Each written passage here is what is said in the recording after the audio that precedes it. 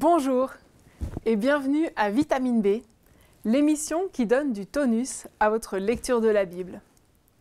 Nous voici à la 4e vidéo du cours Just People de Stop Pauvreté.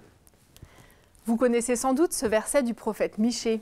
« On t'a fait connaître, ô homme, ce qui est bien, et ce que l'Éternel demande de toi. C'est que tu pratiques la justice, que tu aimes la miséricorde, que tu marches humblement avec ton Dieu. » Mais qu'est-ce que ça veut dire pratiquer la justice? Et comment est-ce qu'on fait ça ensemble en Église? C'est la question à laquelle on va répondre aujourd'hui. La justice, c'est quelque chose que Dieu attend de son peuple depuis le début, depuis l'Exode déjà. Alors c'est ce qu'il attend de l'Église bien sûr et on va le voir, mais c'est pas nouveau. C'est déjà ce qu'il demandait à son peuple au désert. Depuis les débuts du peuple de Dieu, une des choses qui caractérise leur appartenance à Dieu, leur fidélité à Dieu, leur proximité avec Dieu, c'est la justice. La justice mise en pratique. Dans les 5 premiers livres qui forment les livres de la loi, dans la Bible, on trouve de nombreux commandements qui appellent à la justice. Je pense ici aux commandements relatifs au sabbat, au jubilé, à la dîme.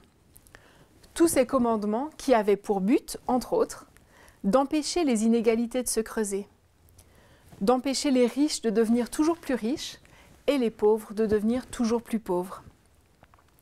Plus loin dans la Bible, dans les livres des prophètes, on trouve de nombreux rappels à l'ordre sur la question de la justice.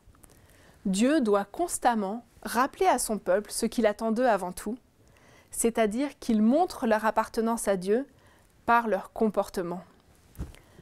Dans la Bible, il y a un parallèle fort entre la pratique de la justice et l'appartenance à Dieu. La pratique de la justice, c'est ce qui marque la fidélité à Dieu, la proximité avec Dieu. À l'inverse, quand le peuple est infidèle à Dieu et se tourne vers d'autres dieux, ça se manifeste le plus souvent en injustice. C'est quand le peuple s'est détourné de Dieu qu'il y a des violences envers les femmes, envers les étrangers, envers les pauvres. L'injustice est le signe et l'expression de l'idolâtrie, tout comme la justice est le signe et l'expression de la confiance en Dieu. On pense par exemple au roi Akab, qui est tristement célèbre pour s'être détourné de Dieu et avoir adoré les dieux Baal avec son épouse Jézabel. Il veut acheter la vigne de son voisin Naboth pour en faire un potager, mais le voisin refuse. Lui, il a hérité cette vigne de ses ancêtres et la loi lui interdit de la vendre. Alors Akab monte un complot contre lui, le fait tuer et récupère sa vigne. L'injustice suit l'idolâtrie. Quand les prophètes viennent parler au peuple infidèle, ils le reprennent souvent à la fois sur leurs actes injustes et sur leur idolâtrie.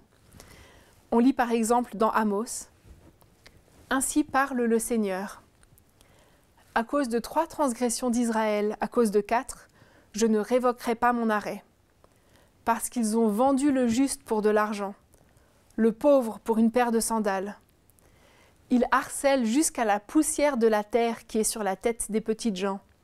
Ils font dévier le chemin des pauvres. Un homme et son père vont vers la même fille, profanant ainsi mon nom sacré. Ils s'étendent près de chaque autel, idolâtrie, sur des vêtements pris en gage, injustice, et ils boivent dans la maison de leur Dieu, idolâtrie, le vin de ceux qu'ils ont condamnés à l'amende, injustice. Quand on voit ce lien si fort entre idolâtrie et injustice, on pourrait presque se demander si le peuple de Dieu aujourd'hui, en Suisse, se complaît dans des pratiques injustes, est-ce qu'il est encore le peuple de Dieu ou bien est-ce qu'il sert un autre Dieu? À l'inverse, quand le peuple de Dieu pratique la justice, ça attire l'attention du monde entier. Dans le Sermon sur la montagne, Jésus dit « Une ville sur une montagne ne peut être cachée ». Il dit que votre lumière brille ainsi devant les gens, pour qu'ils voient vos belles œuvres et glorifient votre Père qui est dans les cieux. Quand Jésus parle de lumière, il parle de ces vies qui attirent parce qu'elles sont pleines de bonté, d'amour, de compassion et de justice. Cette lumière qui brille, ce ne sont pas juste les paroles, ce sont les belles œuvres du peuple de Dieu. Pratiquer la justice fait du peuple de Dieu une lumière parmi les nations. C'est ça qui montre au monde qui est Dieu. C'est ça qui amène les gens à glorifier Dieu. Et le prophète Ésaïe fait aussi ce lien entre la lumière et la justice. On le lit dans Ésaïe au chapitre 58. Il dit « Le jeûne que je préconise, n'est-ce pas plutôt ceci ? Détacher les chaînes de la méchanceté, dénouer les liens du joug, renvoyer libres ceux qu'on écrase et rompre tout joug. Ne s'agit-il pas de partager ton pain avec celui qui a faim et de ramener à la maison les pauvres sans abri ? De couvrir celui que tu vois nu et de ne pas t'esquiver devant celui qui est ta propre chair ? Alors ta lumière poindra comme l'aurore. » Et un peu plus loin, « Si tu éloignes du milieu de toi le joug, les gestes menaçants et les discours malfaisants, si tu offres à l'affamé ce que tu désires toi-même, si tu rassasies l'affligé, ta lumière se lèvera dans les ténèbres et ton obscurité sera comme le midi. » Cette pratique de la justice est radicalement différente de la façon dont le monde vit. Et c'est comme ça que nous pouvons montrer au monde qui est Dieu. L'Église, ce n'est pas seulement un assemblage de nombreux individus qui font chacun quelque chose dans leur coin.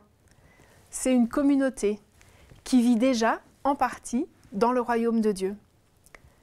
Et l'Église, elle montre le royaume de Dieu par la justice qu'elle pratique à l'intérieur et à l'extérieur dans le monde. Cette pratique de la justice, on peut la vivre à tous les niveaux de l'Église. Au niveau de l'Église locale, au niveau de l'Église mondiale, mais aussi en direction du monde entier. Une première piste à développer en Église, c'est une spiritualité de la justice. C'est de nourrir la justice comme une disposition intérieure, comme une pratique spirituelle. Alors la justice, on la voit quand on la pratique, mais elle vient de l'intérieur. Et on l'a vu au début, quand le peuple de Dieu pratique la justice, c'est un signe qu'ils sont fidèles à Dieu, qu'ils en sont proches, qu'ils lui font confiance. Dans le Sermon sur la montagne, Jésus encourage plusieurs fois son auditoire à faire confiance à Dieu.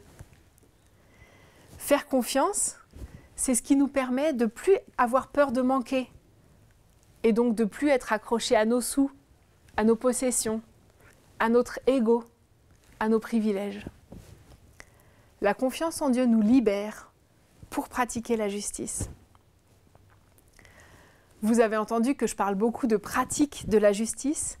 C'est parce que Dieu ne nous a jamais demandé de terminer ou de construire un monde complètement juste.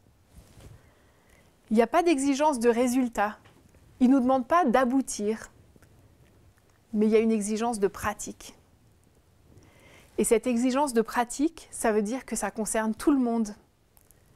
On ne peut pas déléguer la justice à quelqu'un dans l'Église. Ça engage la communauté tout entière et chaque personne qui la compose. Cette pratique de la justice, c'est comme une discipline spirituelle. On ne dit pas souvent ça, que la justice, c'est une discipline spirituelle. Ce que je veux dire par là, c'est que c'est un outil pour être formé, pour être transformé.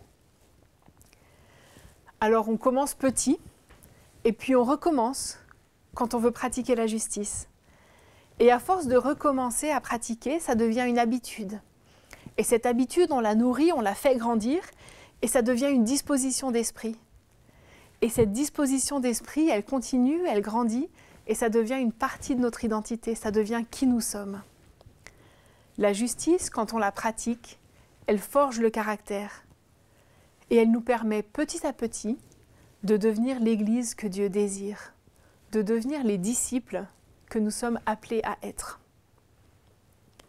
Donc nourrir en Église une spiritualité de la justice en faisant confiance à Dieu et en encourageant une pratique régulière de la justice, c'est une première piste pour les Églises. Une deuxième piste à développer en Église, c'est celle de la solidarité. Cette solidarité, elle fait partie intégrante de l'Église depuis le début. Dans Acte 4, les croyants partagent leurs biens. Dans Acte 6, les apôtres nomment 7 hommes de confiance pour s'occuper des veuves d'origine grecque, pour prendre soin de ces veuves dans la communauté. Et on oublie souvent qu'avant le premier voyage missionnaire de Paul avec Barnabas, ils avaient tous les deux été envoyés par l'église d'Antioche pour porter secours aux croyants nécessiteux de Jérusalem en cas de famine. Ils étaient déjà docteurs de la loi, ils auraient pu être envoyés pour enseigner, mais l'Église commence par les envoyer dans un voyage de solidarité, un voyage humanitaire. Et ce souvenir qui explique sans doute les efforts soutenus de Paul tout au long de ses voyages missionnaires pour collecter des fonds auprès des églises d'origine grecque pour les ramener ensuite aux pauvres de Judée. Plus proche de nous, il y a dans la brochure Just People le témoignage de l'église de Versoix, qui s'est engagée dans l'aide alimentaire aux plus démunis pendant la pandémie. Des membres de l'église se sont portés bénévoles pour aller chercher des invendus dans les boulangeries pour qu'ils soient ensuite redistribués par un service d'aide alimentaire. 3 ans plus tard, ils continuent. La pandémie a attiré leur attention sur la pauvreté qui existait tout autour d'eux, même en Suisse, même avant et même après la pandémie. Une 3e piste à explorer en Église, c'est celle des relations justes. Vivre et pratiquer la justice en Église, c'est apprendre à faire face aux tensions, à les gérer, à travailler à la réconciliation, à aider les gens à se réconcilier, à dénoncer l'injustice. C'est aussi parfois faire face au mal que nous avons fait et apprendre à demander pardon.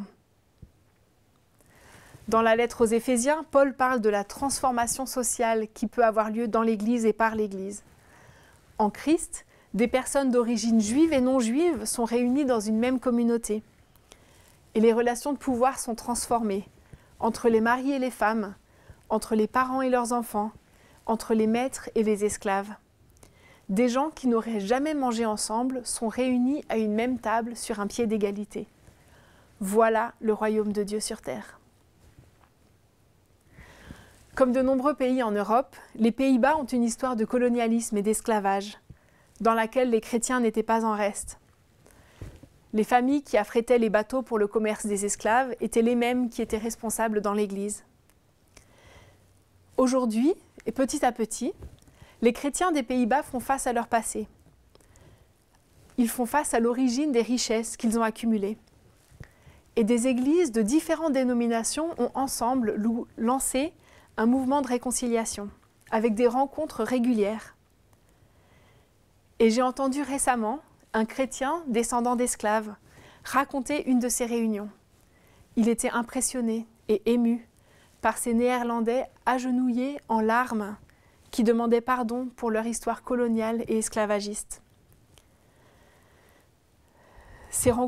Lors de ces rencontres, les chrétiens des Pays-Bas se sont adressés aux chrétiens du Suriname, d'Indonésie, de Curaçao, d'Aruba, de Papouasie-Nouvelle-Guinée et d'Afrique du Sud. Et ces rencontres permettent la réconciliation et encouragent aussi le pays tout entier à combattre le racisme. Voilà un autre exemple d'une église de chrétiens qui essayent de pratiquer la justice et d'être ainsi la ville sur la montagne, une lumière qui brille dans l'obscurité. Alors nous l'avons vu, la justice c'est un commandement, mais c'est aussi une conséquence visible de notre confiance en Dieu. Et c'est ça qui crée une lumière qui amène les nations entières à venir glorifier Dieu. Alors on s'y met ? Merci de votre attention et au revoir.